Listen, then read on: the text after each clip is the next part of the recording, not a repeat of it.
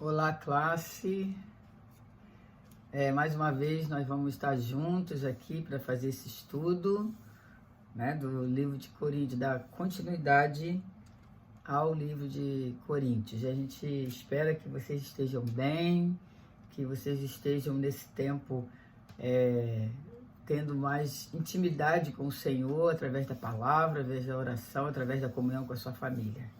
Vamos aproveitar esse tempo para a gente crescer bastante, ficar bem fortalecido na nossa fé, né? Então vamos continuar aqui o estudo de Coríntios, que parou no versículo 13, né? 1 Coríntios 4, versículo 13, parou. Nós vamos continuar de 14 a 21. Antes de eu começar, eu vou orar e depois eu vou ler aqui a palavra. Vocês podem pegar a palavra para a gente abrir aí e orar e ler um pouquinho, tá? Vou orar aqui. Senhor, me coloco em tuas mãos, ó Pai, peço que o Senhor me use como teu instrumento, Senhor. Muito obrigada por esse privilégio de te servir dessa forma, Senhor. Pai, que a tua palavra seja dita, seja a tua mensagem seja transmitida aqui, Senhor, pela minha boca. Usa-me, Senhor, como um canal teu, Senhor, por tua misericórdia. Eu te peço em nome de Jesus. Amém. Então, 1 Coríntios 4, 14, fala assim, não, Paulo está falando, né, escrevendo para a igreja de Corinto, não estou tentando envergonhá-los ao escrever estas coisas, mas procuro adverti-los como a meus filhos amados. Eu estou lendo na NVI, tá?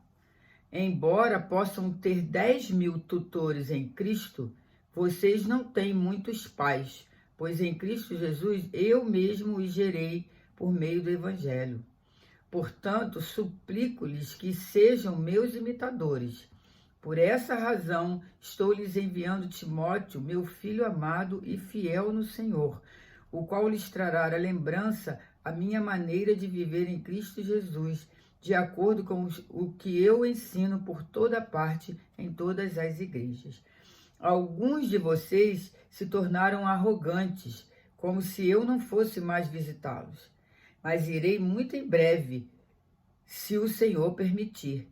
Então saberei não apenas o que estão falando esses arrogantes, mas que poder eles têm. Pois o reino de Deus não consiste de palavras, mas de poder. Que é que vocês querem?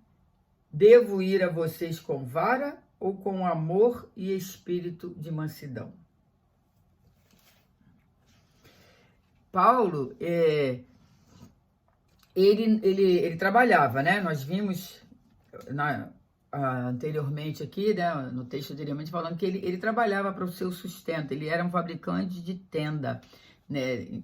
Não quando ele estava preso, né? Quando ele estava solto, ele trabalhava sempre para ter recursos, ele era um fabricante de tenda. Ele escreve aos Coríntios para ajudá-los a crescer na fé. Ele recebe notícias de Corinto e não fica feliz com as notícias, e então resolve escrever uma carta para ajudá-los, né, para corrigi-los, ensiná-los, para eles crescerem na fé. Ele se trata aqui, ele se considera como um pai, como o pai deles, porque por causa da missão que ele recebeu de Jesus, de proclamar o evangelho para eles, ele se considera o pai deles, o pai espiritual.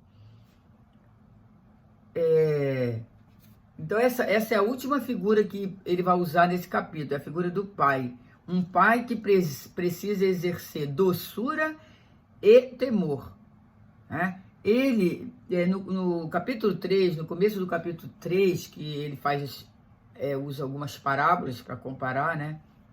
Ele fala que ele compara a igreja local com uma família, né? Lá no capítulo 3, versículo de 1 a 4. Ele já faz essa comparação da igreja com uma família. E agora ele dá ênfase ao ministro como um pai espiritual. Depois desse duro discurso dele, que ele dá para os coríntios, ele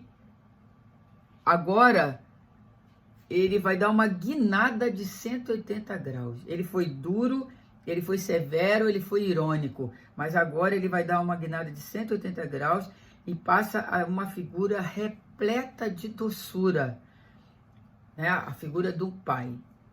O pai é aquele que gera os filhos pelo evangelho. Versículo 14 e 15 fala: não estou tentando envergonhá-los ao escrever estas coisas, mas procuro adverti-los como a meus filhos amados. Embora possam ter 10.000 tutores em Cristo, vocês não têm muitos pais, pois em Cristo Jesus eu mesmo os gerei por meio do evangelho. Então, ele diz que ele é esse pai que gerou a eles pelo evangelho. Aqui na NVI usa a palavra tutor, né? Embora possam ter 10.000 tutores. A palavra tutor, que é preceptor, ela vem do grego paidagogos. E aqui, nessa passagem, ela se refere a um escravo que cuidava da criança e a levava à escola, deixando-a aos pés do mestre. Então, o tutor, ele tinha essa responsabilidade de levar a criança aos pés do mestre. Paulo se considera o mestre, aquele que ensina, e ele se considera também o pai, porque a relação de pai é uma relação estreita, sentimental, familiar e íntima. Por isso, Paulo se compara com o pai. O pai é aquele que é um exemplo para os filhos, versículos 16 e 17, que fala: portanto, suplico que sejam meus imitadores. Por essa razão, estou lhes enviando Timóteo, meu filho amado e fiel no Senhor, o qual lhes trará a lembrança a minha maneira de viver em Cristo Jesus, de acordo com o que eu ensino por toda parte, em todas as igrejas. Então, Paulo, ele tem autoridade para dizer: sejam meus imitadores. Porque ele é um imitador de Deus, de Jesus. Então, ele tem autoridade para dizer: sejam meus imitadores. O pai, ele é essa pessoa, ele é um exemplo para os seus filhos. A palavra imitadores, no grego, é mimitai, de onde vem mimetismo, mímica e mímica. Você ensina não apenas por aquilo que você diz, você ensina muito mais pelo aquilo que você faz. Os filhos de Paulo podiam imitá-lo porque ele imitava a Cristo. Tá? No capítulo 11, 1, ele vai falar isso. Ele imita a Cristo. Por isso, os coríntios podiam imitá-lo, porque ele tinha essa autoridade. Tornem-se meus imitadores como eu o sou de Cristo. Então,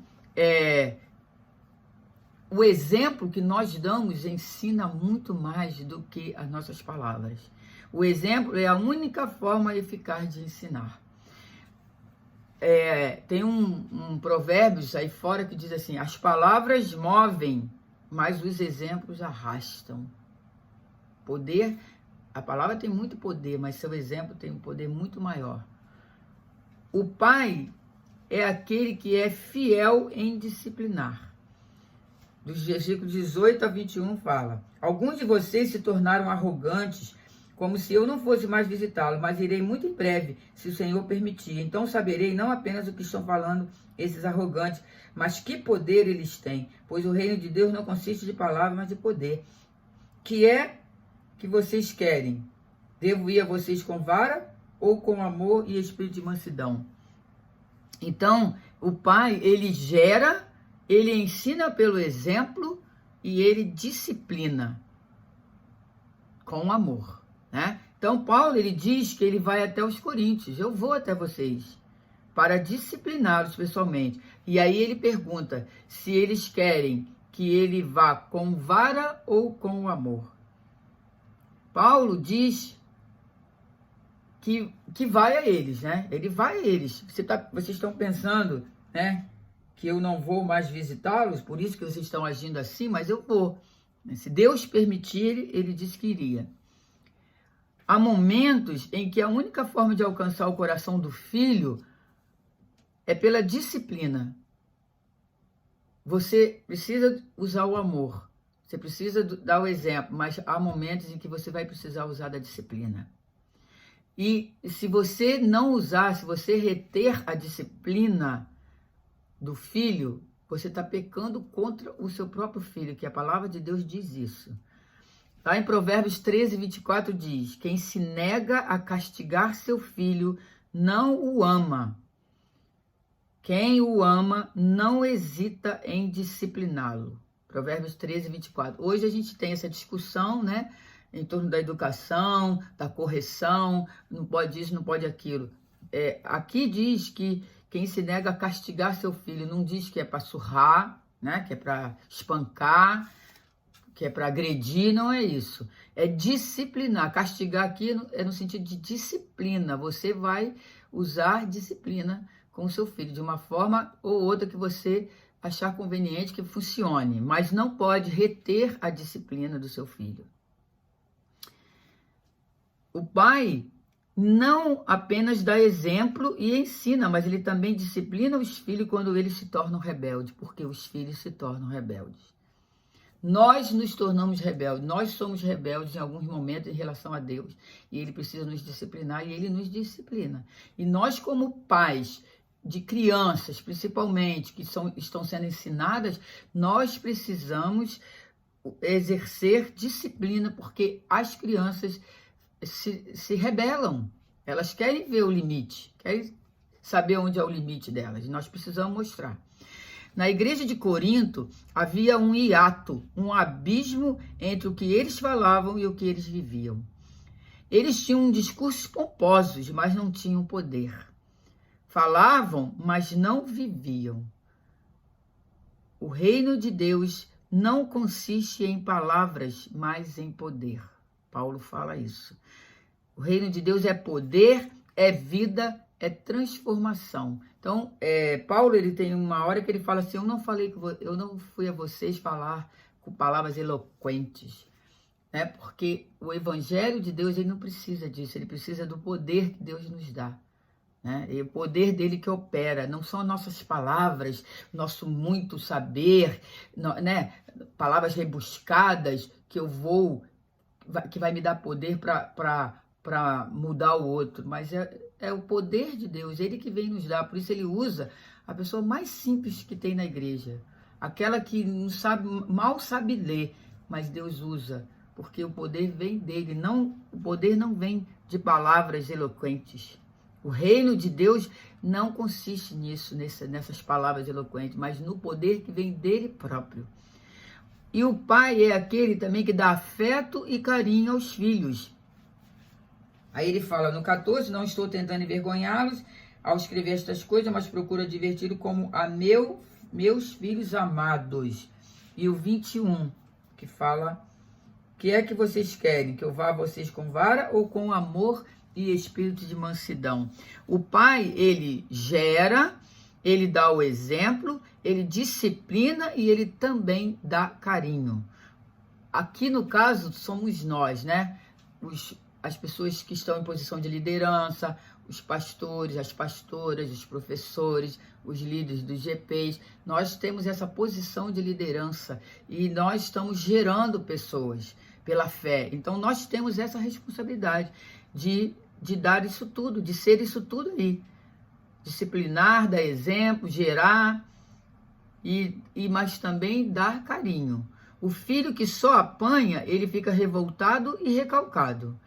O filho que só recebe carinho, ele fica mimado e imaturo. Precisamos dosar disciplina com ternura, equilibrar correção com encorajamento. A igreja precisa ser esse ambiente de proximidade, intimidade e amabilidade. E não só os líderes, qualquer um de nós, membro da igreja cristão, você tem a responsabilidade de disciplinar o seu amigo, o seu irmão em Cristo. Se você ouvir fazendo uma coisa que não está de acordo com o que Deus quer, você tem que ter essa autoridade de chegar a ele para discipliná-lo com amor, para falar com uma palavra de amor, admoestá-lo, mostrar a ele, né, o erro, tentar trazer ele pro acerto. E muitas vezes a gente se sente muito desconfortáveis para fazer esse papel, e a gente faz vista grossa, a gente vê e não quer falar, não quer ser, eu não quero invadir a privacidade, eu não quero ser intrometido, né? Mas nós temos que ter cuidado, porque às vezes a gente vai estar sendo omisso, né? Você não tem que ser intrometido, mas você também não pode ser omisso, então a gente tem que dosar isso, saber como falar com amor, de um jeito carinhoso, chegar no nosso irmão, né, conversar com ele, procurar saber o que está acontecendo para você poder dar um conselho, para você poder mostrar uma luz, porque quantas vezes a gente fica em algumas situações onde a gente fica cego, né? Quantas pessoas a gente vê que está cega? Então, por que nós não podemos ajudar, não vamos ajudá-las, né? Paulo, quando escreve aos Gálatas, aqui nós estamos falando de Coríntios, mas quando ele escreve aos Gálatas, ele fala assim, lá em Gálatas 4,19, fala assim, meus filhos, por quem de novo sofro as dores de parto, até ser Cristo formado em vós. Olha que expressão de amor genuína de Paulo, Ele se compara com uma mãe em dores de parto, em relação aos seus filhos na fé. Aos presbíteros de Éfeso, lá em Atos 20, 31, ele diz que ele era aquele pai que exortava dia e noite com lágrimas a cada um. Então, Paulo, ele também dedicava tempo à oração. Nós também, se a gente vir um irmão numa direção que não é boa, antes de você ir a ele para criticá-lo ou julgá-lo ou apontar o dedo, ore por ele, vamos orar, né? Vamos orar e pedir a Deus, Deus vai nos dar a palavra, Deus vai nos dar uma oportunidade de chegar a esse irmão, se for preciso, porque nós não podemos ser omissos, né? E aos Tessalonicenses, Paulo, 1 Tessalonicenses 2,7, Paulo diz que ele era como uma ama que acaricia os filhos. Então, nós temos aqui o exemplo do apóstolo Paulo, que escreve aos Coríntios, mas que serve para nós hoje, né? Ele nos trata com amor, assim como Deus nos trata com amor. Deus usa o apóstolo Paulo para demonstrar o seu amor. Paulo escreve essas cartas que chegaram a nós, que nos ensinam hoje, nos corrigem hoje, nos estimulam hoje.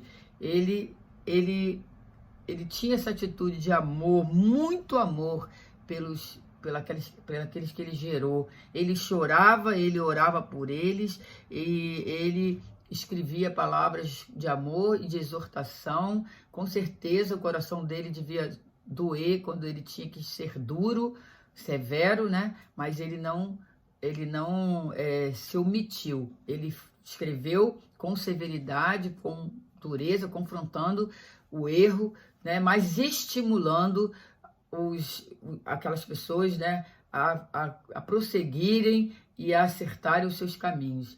E nós também somos chamados a isso, a sermos essas pessoas que ensinam, que também disciplinam, mas com amor, que oram, né, uns pelos outros, mas com amor, com palavras doces. E sabendo que em alguns momentos nós vamos precisar ser mais duros, mas que o Senhor vai nos capacitar, porque tudo que nós fazemos é por Ele. Sem Ele, nós não podemos fazer nada. Amém? Que o Senhor abençoe a sua palavra, que o Senhor abençoe os ensinamentos que Ele está nos trazendo através dessa lição. Fale aos nossos corações, nos confronte, né? Nos leve a mudanças nas nossas vidas, né? Para que sejamos bênçãos, para que sejamos luz, para que façamos a diferença, para que ajudemos a nossa igreja a se fortalecer, a crescer e a cada vez mais ser um canal de Deus para alcançar as pessoas que não o conhecem. Amém? Deus nos abençoe, fique com Deus, né? E que nós esperamos nos ver muito em breve, se Deus quiser. Amém.